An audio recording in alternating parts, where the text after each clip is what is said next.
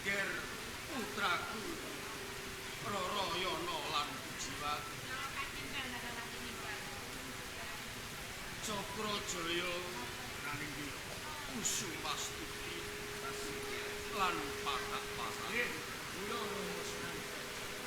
niadak kumpulake ngadhep ana ing pangarsaku ing pengangkah kabeh para anak murid dimen padha ngerti lan padha kanthi yen padha titi kalenggan iki ingsun minangka sonan ana ing panti nerang yo sonan bakal mbabar ngelmu anyar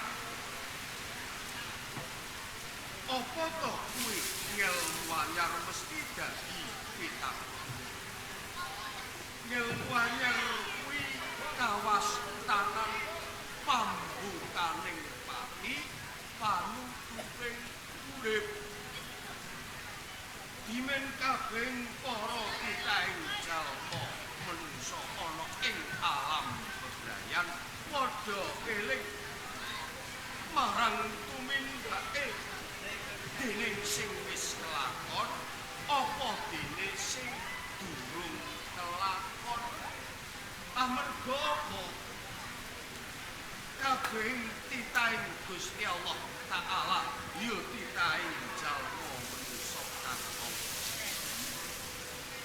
lan orane besok bakal hanemoning pati bali ana ing pepangkoning Gusti yen to kabeh para anak urip wis padha ana mula saka kuwi ger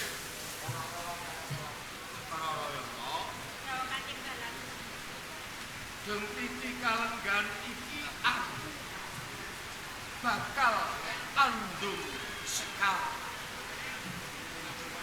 apa to isine sekar sapa ing mengkone anak murid sing ngasta ananing sekar wijaya saka ing pangarsaku kalamun to ora goblok lawase 40 ya kuwi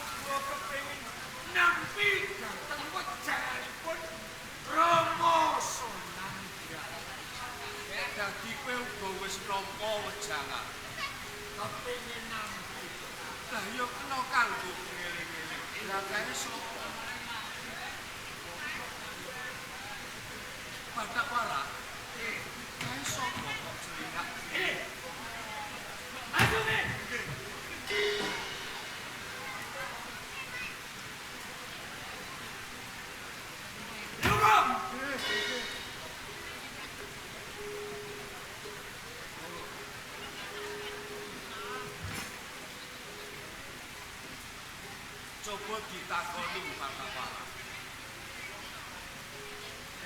Terus sapa sing dadi aran omahku ngendi kowe wani munggah ana ing panggon pati omah kula Witara Kandhang kula lodang jeneng lodang nggih omahku desa Widara nggih Rama Sunan Bajat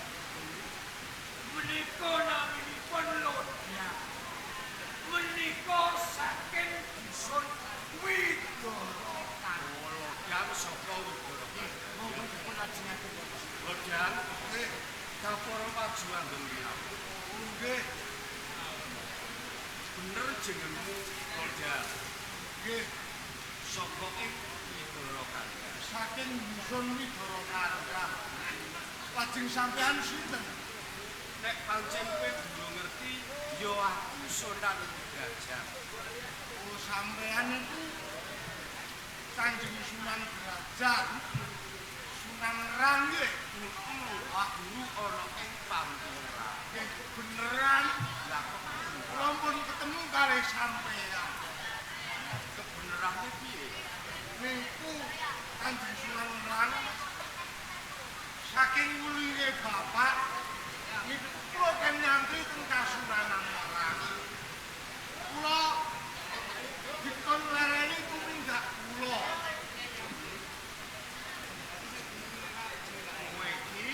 Dikongkon ning gone Pantirang, dikongkon lereni anggonmu malih. Dikongkon lereni nggonmu. Kowe Widoro Kandang. Kowe kepengin sik. Kowe kepengin dadi santri. Ora ing Pantirang. Nggih. Gaweanmu. Kan gaweanmu. Gaweanku kula maling.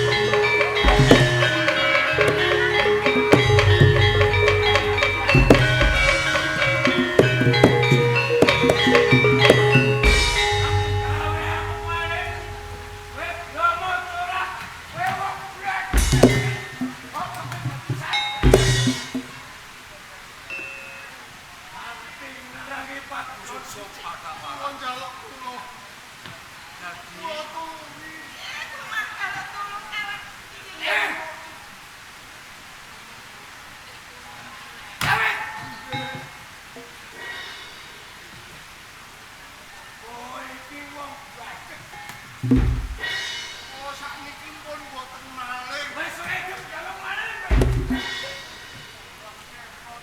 Cukup Bathak Warak. Aja gedhing buru singit kelawan lodang. Keng dheweke budidaya bakal sinau mudi kaweruh utawa ngaji ana ing Panti Ngerang. Menika ngreget-ngregeti wonten ing Panti Ngerang Rama Sunan Derajat. Sapa kandha? Sapa sing kandha? Kula Rama Sunan Derajat. Ora.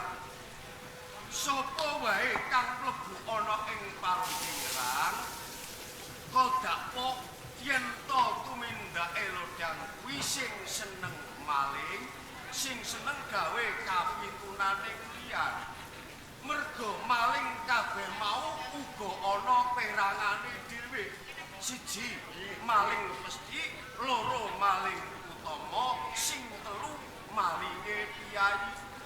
Maling mesti menungso dilahirake ana ing alam bebrayan utawa alam padang wis pinesti yen to lelakoning urip kuwi kudu maling. Nek ora maling, ora mangan anak bojone, ora bisa nyandang sak putuwe. Bener sampean. Kula maling niku nggih wis cilik. Iya. Kula diulang maling wis cilik. Maling wis cilik. Iya. Maling wiwit cilik dipamer. Niki sinten? Iki Bupati Mandalika Bathak Warak. Mripatemu ndelik terus Pak. Bupati Mandalika Bathak Warak. Bupati Mandalika Bathak Warak. Iya. Bupati Mandalika Bathak Warak. Bupati Mandalika Bathak Warak. Hei. Bupati Bathak Warak. Wong mboten saged Bupati Bathak Warak. Lah piye? Bathak Warak, kuwi maling kang angka 1.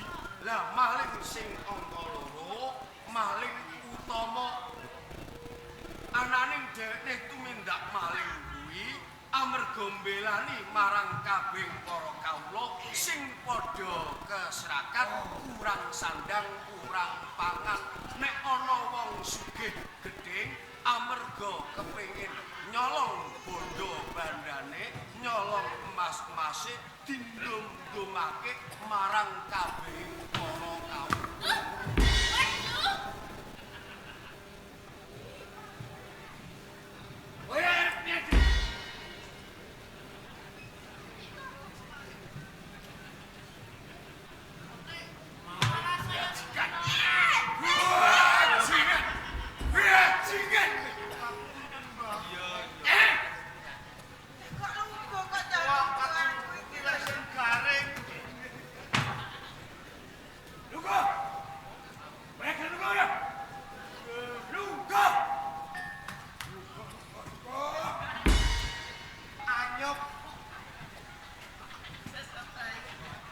Aja dak sia karo loda. Sesuk tak mbok seket ya. Saestu. Saestu yo bupati jenenge. Nggih. Kenalan.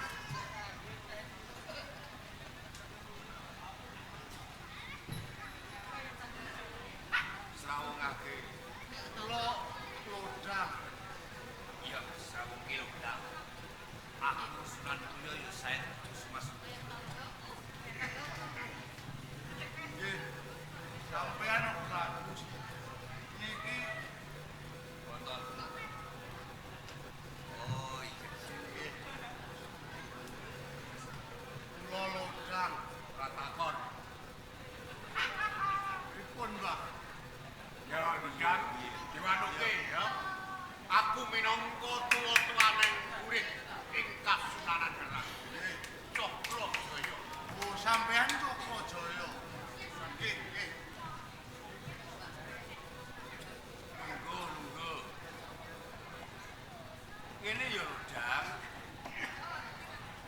Nggonmu munggah ana ing pengarepanku, ana ing Pantingerang, kowe duwe niat sedya, kowe bakal ngangsu kaweruh utawa ngaji sinau marang kapitayan utawa nggih kula pengin dadi murid teng Kasunanan Derang kula pengin ngaji kula kepengin dadi santri teng Derang kowe kepengin dadi santri ana ing Derang sing semaune kowe gawean maling apa kowe gelem tobat?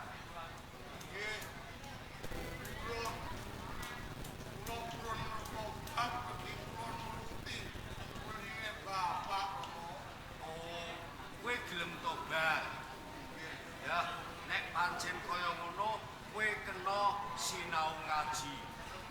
Dak tampa.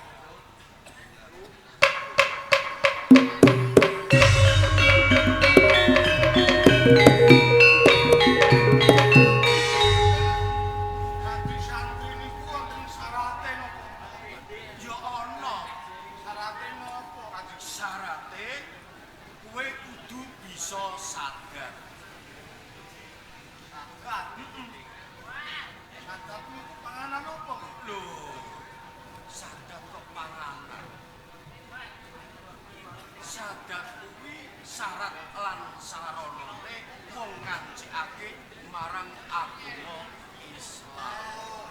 Dados nek mlebu teng agama Islam niku kedah saged sabar. Sagu, yer murya. Jingen sira gak pasrahi marang lodang supaya kowe bisa kajari sadat. Dimen dhewekne bisa sadar. Ngono. Dak. Nggih, Kanjeng. Wis mantep nggonmu kepengin kasuk agama Islam. Nek pancen kowe wis kepengin dadi murid ana ing Kasunanan kene, bareng kudune kowe nglakoni syahadat. Syahadat iki ana loro, syahadat tauhid lan syahadat Rasulullah. Ayo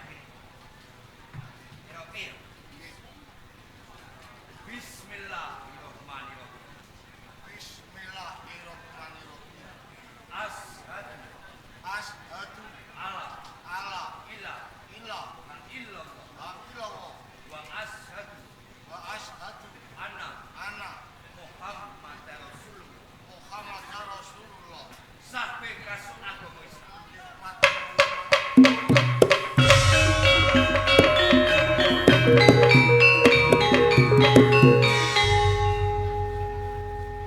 ora usah ndadak tak ambali. Sampeyan nggih pun saged saged. Wis padha karo Oh nggih.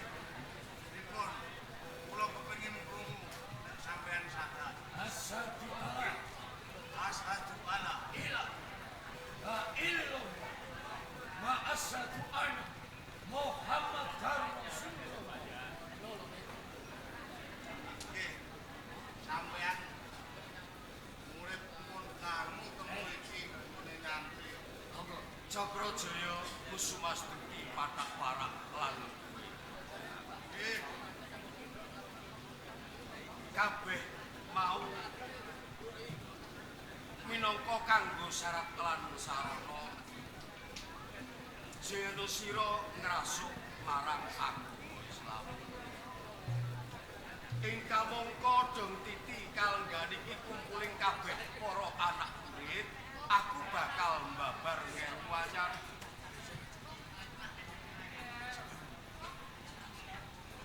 Ilmu anyar kuwi mau sing jenenge pambukaning pati panutupe urip. Lah, nggih kowe kudu ngrungokake lodang. Lodang? Nggih. Lodang. Lho kowe kok saben tak dangu kok dadak kaya kowe budheg. Kaya kowe kopok. Apa kowe iki kurang parukon apa piye? Nggih, Kanjeng Sunan. Nggih. Dadi kowe iki kurang rungon. Kowe iki kopok. Budheg cara manane. Nggih. Ya ngene lho, Dang. Ora cocok kalamun to kowe nganggo jeneng lodang. Mergo kowe iki mbudheki ya ngopoki. Kowe bakal tak wenehi jeneng maling kopok.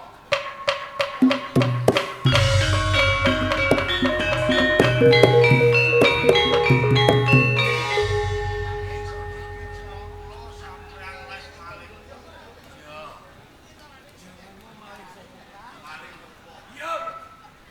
Ya, gandeng saiki wis cepak kabeh para ubarampen kalbu kupo utawa lodang. Ger putraku.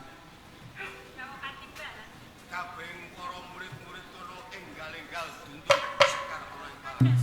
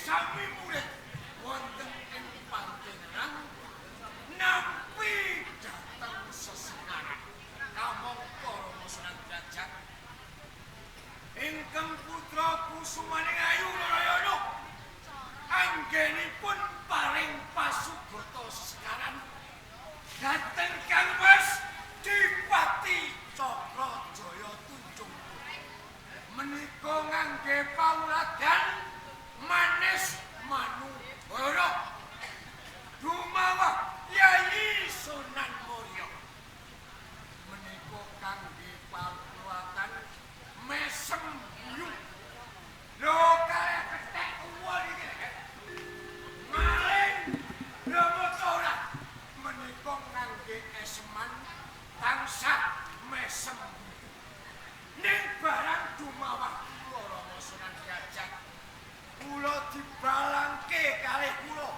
kaya-kaya balang pitik lho kula niki menungso tebih saking Kadipaten Mandalika sepisan kepengin ngudi kawula membo ilmu ngersanipun Rama Sunan Derajat ning kula mboten napa-napa Narayana kula anggap keluarga kula dhewe Narayana kula anggap sedulur kakang kula iki ingkang angka kalih Rama Sunan Derajat kula nglamar Yayi Narayana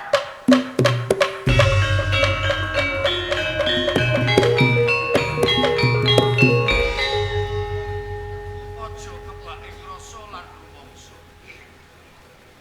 Batak Warak iya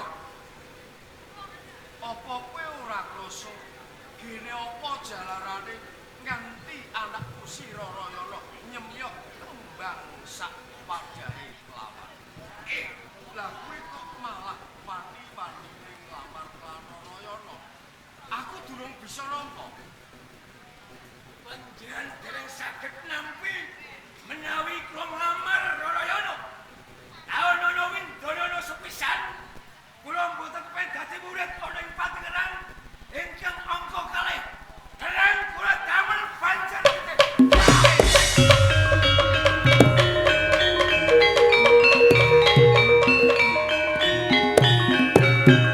Ustaz Sabi. Dene kula kumalancap wonten ngersanipun Rama Sunan Derajat. Awit aturipun nyanyi Batak Warak. Wonten ngersanipun Rama Sunan Derajat. Wonten dengan raos sing manah. Mila saking menika mugi wonten kepareng dalem kula yang badhe kripih dhateng Batak Warak. ing bawale aja nganti ana pangorbanan Itu aja sampun kemari. Assalamualaikum. Waalaikumsalam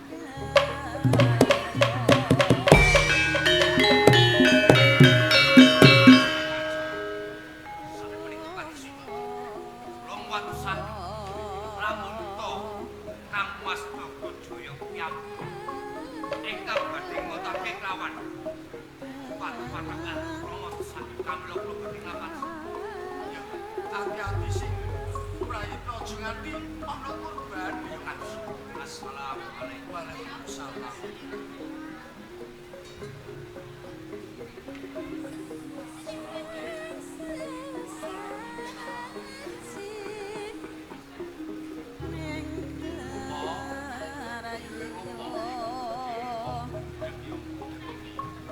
gandeng kowe iki murid anyar ana menyang ngasu-ngasu Oh, ngaten. Nggih, kepareng Rama Sunan Derajat. Assalamualaikum. Assalamualaikum. Waalaikumsalam Assalamualaikum. Waalaikumsalam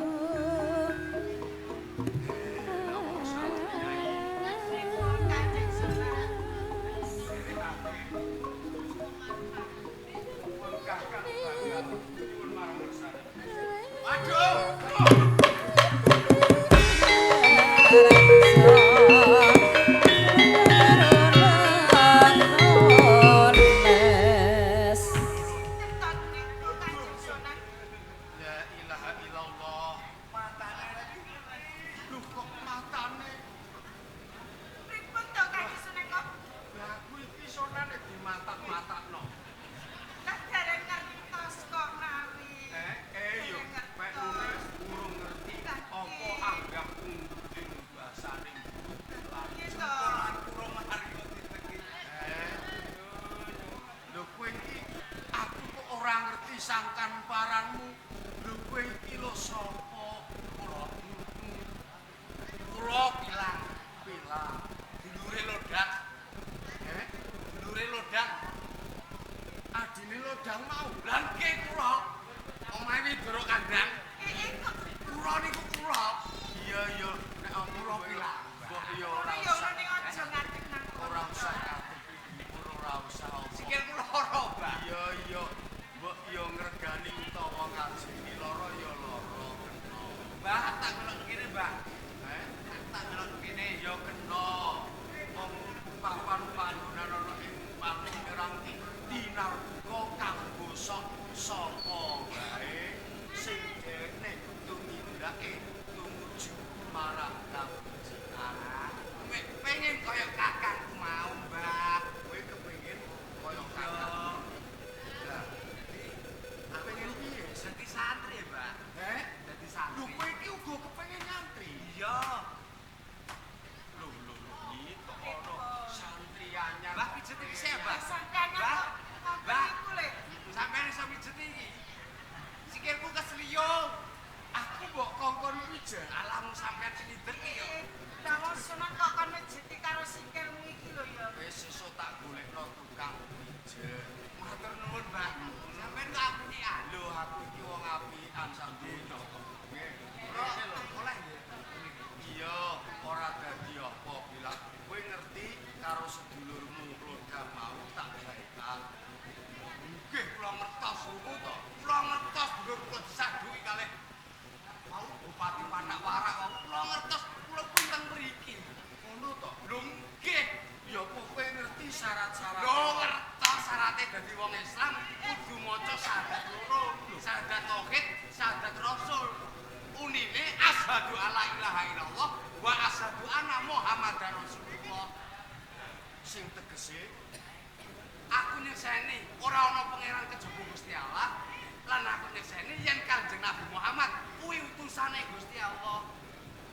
nek ngono kowe Islam. Islam, Mbak. Ora usah dadak sinau iki, ora usah dadak ngaji. Ngaji bule wis iso syahadat tauhid karo Pinter, Mbak. Beda karo dulurku mengkleng-kleng ngomong blek. ya mergo syahadat kuwi pancen padha karepe.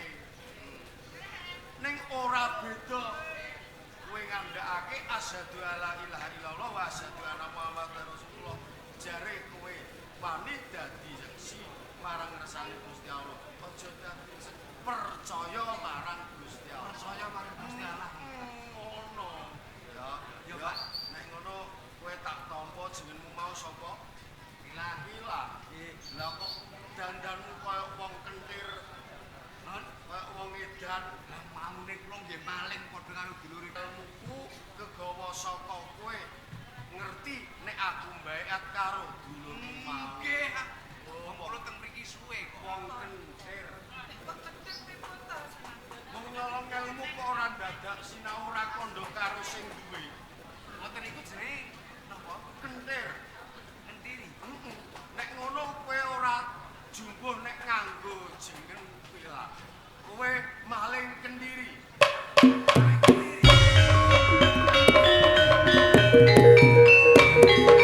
Kakang kula maling koko. Nek kula maling kendiri. Maling kendiri. Dadi pangeling-eling jeneng maling niku nggih, Pak. Iya, Ben ora kula mboten baleni nek. demen kowe ora baleni nggonmu tumindak maling sesongaran jugil marang gedhe ketok. Pun pun. Nek pancen kaya ngono kono ndang nyusul karo. Iya, padha-padha kono kuwi senam bareng-bareng.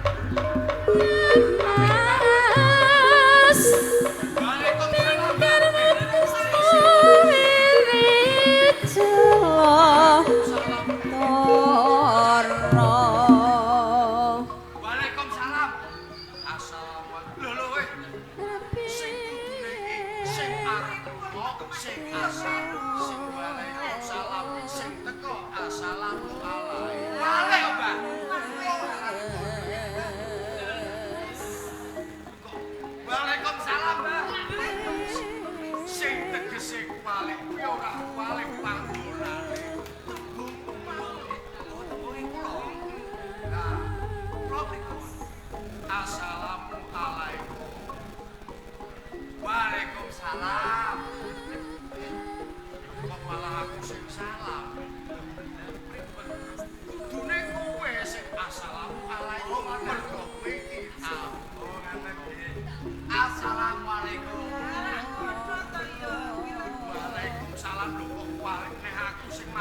kula siki piye?